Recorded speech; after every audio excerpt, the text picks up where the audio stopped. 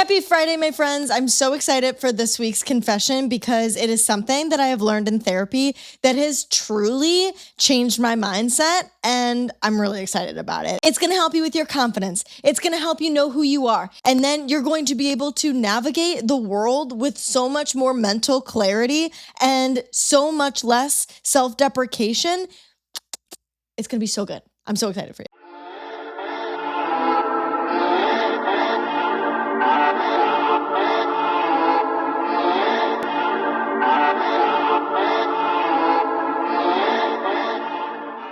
If anything in this episode resonates with you, please make sure to rate and review the show. It really does help get episodes out to more like-minded people like you and I who need to live a little bit more Wellishly. And if you haven't already, which turns out a lot of you haven't, what the hell? I thought we were friends. Make sure you subscribe to Wellish so that you don't miss an episode. If you feel like you love self-improvement, but you don't love how much self-rejection comes with it, you gotta subscribe, babe. You gotta subscribe. Okay, let's start with how my brain functions because it's super not cute. It's super not fun, okay? Your girl's got a lot of friendship trauma, so we're gonna start there. I start therapy every time I've had a new therapist. My story always starts with the shit that I dealt with friends when I was growing up.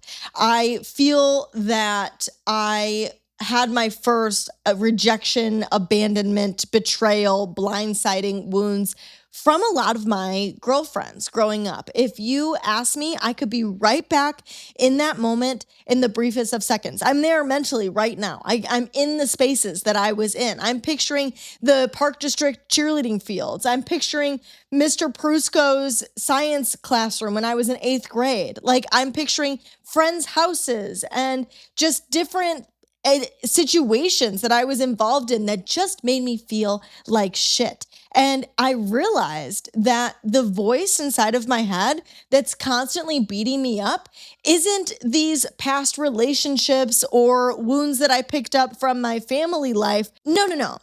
Instead, it's the perpetual voices of these friends telling me how much I suck. Not that they actually said those words to me, but through the things that I experienced, I've created all of this dialogue that I swear to God, I experience daily, which is crazy to admit that out loud, okay? It is crazy to say that I sit here and ruminate about people that I haven't seen or heard from literally since I was an adolescent. Like, I'm not even talking about high school, guys. I'm talking about like junior high. Like, what is happening here? So what this sounds like, essentially, is I think I'm a big fucking loser. I think I'm cringe. I think I'm embarrassing. I think I'm unlikable. I think I'm uncool.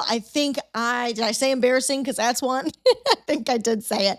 I think that I'm just a lame loser that secretly nobody really likes and people make fun of me behind my back, okay? It's like perpetually in my brain and I navigate my life through that lens. How fucked up and sad, okay? Let me tell you, it's obviously worse when I'm not taking care of myself. Like lately, I've been regularly going to the gym again. I've been eating well. I've been drinking water, honestly, more than I have, better than I have in my entire life. Like more consistently than I did when I was a fitness coach, more consistently than I did when I was doing 75 hard, because when I did 75 hard, if I couldn't eat well, I just didn't eat at all. And that's not how you're supposed to go about things. And because I've been taking care of myself, I mentally feel a lot better and that voice quiets, but it still definitely flares up when certain things happen throughout the day. And that's the dialogue. That's the message that I'm living my life with. So in order to combat that wound that I was experiencing, I decided to become hyperfixated on my self-image. And everything that I did from there on out was very focused on people's perception of me, people judging me, making sure that I was moving in a way that society thought was the best way to move. And if I didn't move in that way, or somebody expressed a judgment, or somebody said something about the way that I showed up and it wasn't in alignment with what I thought would be what's accepted by other people, I immediately was beating myself up. I immediately thought that the way I handle situations is wrong and I need to fix it and I need to be better. And a lot of the time I wouldn't fix it and be better because it was something that I genuinely liked, or it was really in alignment with how I would live my life, but I would beat myself up for it because it wasn't what was like the cool thing. Let me give you an example. Sleeping with everybody, okay? Your girl, as much in my brain, as much in my self-image as I wanted to be somebody that could be like hoeing around and going on the dating apps and hooking up with all these men and, like call her daddy kind of a vibe, Sex in the City kind of a vibe. It was so glorified. And so you're made to feel like that makes you this like alpha female and like makes you so powerful and like such a bad bitch kind of energy that I wanted to do that so bad. And I felt like there was something wrong with me that I didn't want to do that. But the truth was, I just would rather have nobody in my life at all than deal with chaotic men. I just would rather have nobody than have to deal with managing that. I just would rather spend my energy elsewhere. I would rather spend my energy on my podcast or on my cats or on my family or on my friends. And I'm not saying one is better than the other. I'm just saying that I just had to be honest with myself that that wasn't me. But I was so mad that that wasn't me. I did everything in my power to try to make it not me because I was so concerned with my self-image, and that image had to be in alignment with what would make me non-rejectable, with what would make me cool and get the approval of my peers. And because of that, I had a really big problem with needing reassurance and not being able to validate myself. And I think one of the things that's really helped me with that is, first of all, the awareness of it and recognizing how often and how sneakily I'm trying to get reassurance and validation from external sources. But I think that the way I've really been able to validate myself is getting honest and asking, okay, I felt the type of way when I heard that comment, but do I want to live my life like them? Do I want to live my life that way? And it's no shade on the person or on the situation. It's just a simple, do I want to live like that? No. Am I happy with how I'm living now? Yes. Am I moving in alignment with who I am? Yes. If I could go back and change something, would I? No. Okay, then I'm good. Like, why am I still beating myself up for not doing the thing that society would deem as the cool thing to do when I obviously don't want to do it because I'm not doing it? And so we get introduced to this idea of diffusion. This is something that I learned in therapy literally months ago, almost a year ago now at this point, because it was when I started therapy. I've officially been in therapy for a year. I started at the end of June, so love that for me. Been consistently going every single Wednesday for the last year. Hell yeah. I had learned this early on, and it's something that she had described to me as something that not everybody is going to really love because it sounds counterintuitive. Okay. So if this works for you, great. If it doesn't, it doesn't. But I really want you to be open-minded because when I first heard it, I didn't think it really worked for me. And now here I am almost a year later being like, oh shit, now I'm totally understanding it. And I feel like I needed to use it for this entire last year and I didn't. So that just goes to show that things will register for you when they do, even though you don't learn them and register them at the same time. One day something will click in your brain and you'll be like, oh, I got it now. I understand what it means that you don't have to be perfect in order to be acceptable. I mean, how many times have we heard imperfectly perfect, but it wasn't until it was like, give yourself permission to not be perfect. And then we were like, oh, wait, you can do that? Sometimes you just got to hear it worded a little differently. I'm getting off track. Here's the thing. Diffusion, okay? What you do is the opposite of what we're always taught. We're always taught about affirmations, okay? We're taught that you should be saying all of the positive things to yourself and then you will feel better. And the thing that I think a lot of us run into with that is when you truly don't believe those things about you. And yes, you can say them 100 times and that will help you find evidence in your life that you are those things. And eventually over time, you will start to feel like that. Affirmations work, not discounting that. This is just a second thing that you can simultaneously do. And it's saying the opposite.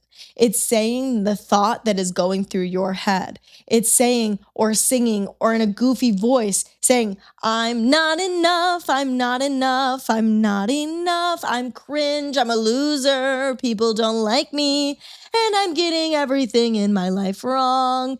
Literally diffuses the situation. And the idea of this, you can do it with like markers and stuff too. Like you can write it in funny fonts and in different colors. And the idea is that it's supposed to separate you from that thought. So even just now doing it, it doesn't fully separate me from that thought because I have such a deep belief that I am not good enough. I have such a deep belief that I am rejectable that just doing a silly little song with those words isn't enough. But what it does is it does separate me from the thought in that moment. So it's something that is going to have to be practiced time and time and time again when they come up.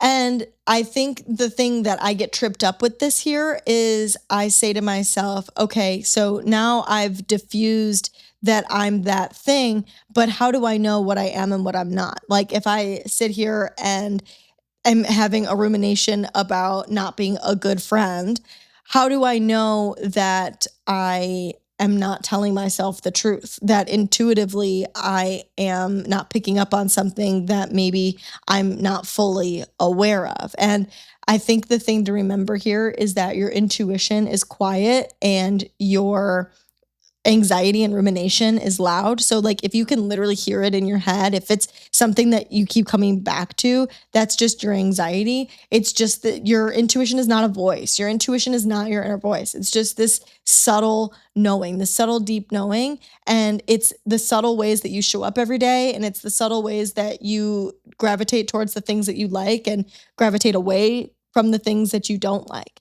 So focusing more on that and knowing that when you diffuse, the next step isn't to say, okay, well then who am I? It's just to say, I'm not that. Like, I don't know what I am right now, or maybe I'm just existing. Maybe I'm just being, but I'm not that. And I think the other thought that I really was able to anchor onto is that every single day we can change. Maybe at that point, maybe 5 minutes ago, maybe yesterday, you were a bad friend, but that doesn't mean that you have to be today because you're constantly evolving. Maybe that point during that situation, you were embarrassing, but that doesn't mean that that's the essence of who you are. So it allows you to separate the thought from you as an individual. It makes it just a thought. It makes it just an observation. It makes it just something to be curious about and then go back and ask yourself those questions. Did I act in alignment? Would I change if I were to go back? Would I move differently? Would I make a different choice? Do I want to live like them? Do I want to take advice from them? And if you're answering in a way that says that you are moving in alignment with how you want to move, then you can let the thought go and not stress so much about it anymore. But then the problem becomes knowing who you are, right? So we have to focus on that next. And what that looks like is noticing things that you resonate with, noticing things you like, noticing things you don't like, and trusting that that's true, not suppressing and not fighting. Because when you're so concerned with your self-image, a lot of the time what you're going to do is suppress and resist the things that go against it, even if it is the core of who you are. So the first thing that made me really realize this is from my David Brooks book that we've been reading in book club. He talked a lot about culture towards the end of the book. And in the book, he's describing that research has been done on two types of cultures. Essentially, there's loose culture and there's tight culture. And that loose culture is what the United States is. And loose culture has a lot of individuality and creativity, but it also has a lot of recklessness and not a lot of like social chains on it, like some other cultures have. And that this loose culture is the minority. Like we move different than different cultures in the entire world throughout history. And when you first hear that, it makes me think maybe we must be getting it wrong then. Maybe we need to do something different or take that into consideration, especially in the example that he provided about how in more of those tight cultures, people will lie under oath for their friends, but in a loose culture like ours, we don't believe that a friend should expect that of us, and that's weird, like that we are the outlier. And you think when you hear that, I'm a loyal person, I want to be there for my friend, I wouldn't say that. But at the end of the day, when I thought about it and about what I believed, I would not think that a friend should expect you to lie under oath. That's true. I would think that. And it made me again mad because of the self-image. Like, you want to be this certain type of person. Even now saying it to you, it makes me feel like icky and scared. Like I shouldn't admit that out loud. But if we're honest, like that's just the way that we've been raised. It's the culture that we've been brought up in. So instead of trying to fight it, what if we just embraced it? What if you just accepted who you were? What if you just accepted that you're not somebody that likes to sleep with a bunch of people and that that's okay about you? What if you just accepted that meditation really isn't your vibe and you need to find it in somewhere else, like fishing or coloring? What if you just accepted that weightlifting just isn't your thing anymore and you'd like to pursue yoga as a form of movement instead? Stop fighting what you think you should be doing and follow what you just feel like doing, what makes you feel good. And then observing and noticing things that you resonate with, which could make social media a really useful tool for you. I saw a video recently about Tauruses, which I'm a Taurus. And so it was like, if you're dating a Taurus, this is the kind of thing that they will be like. And I mean, thing after thing after thing, I was like, holy shit, that's me. It's like he was pulling thoughts out of my brain and organizing them. And that organization and that validation made me feel a lot better. It made me feel seen and it made me feel understood. And it allowed me to be able to accept and lean into those characteristics about me because I recognize them as who I truly am inside. And I can accept that and be good with it and not try to constantly morph into what my inner thoughts have convinced me would make me good enough, but just getting more solid in who I am and being confident and good with that. Having enough self-trust and faith that that is enough, that that is okay, and that that's not going to align with every single person out in the world. It's only going to align with specific people that think similarly. Even moving around in the world, like when I am getting on the train or I'm walking down the street or I'm going to the gym, I am observing people and observing my perception of these people without them ever opening their mouths. They're just strangers on the street. And I think about their energy and I think about how they carry themselves and I think about how they're dressing and where they could be going and what kind of a job they could have. And I could be totally wrong, but the idea is just that self-image, that first impression image, and identifying what I am and what I am not. And this isn't coming from a judgmental place. It's just a simple noticing and observation and allowing the world to teach you more about who you are just from simply existing. That's it for today's episode. I hope it helps give you some insight to move through the world a little different and see yourself in the way that everybody else sees you, because I promise you are beating yourself up way more than you need to. And I know you've heard this 1,000 times, but I just have to say it again. You don't need to be so hard on yourself. Trust me in that, okay? Life is not that serious. Just take a deep breath and live your silly little life on this big floating rock and just do whatever the fuck you want to do, because you should. You deserve to feel good. And if you love self-improvement, but you hate how much self-rejection you feel when consuming it, make sure to subscribe, okay? We're friends. You should subscribe. Okay, I love you. I hope you have a aligned, safe, feel good, being yourself to the fullest extent kind of a weekend. And I will talk to you on Monday. Bye, guys.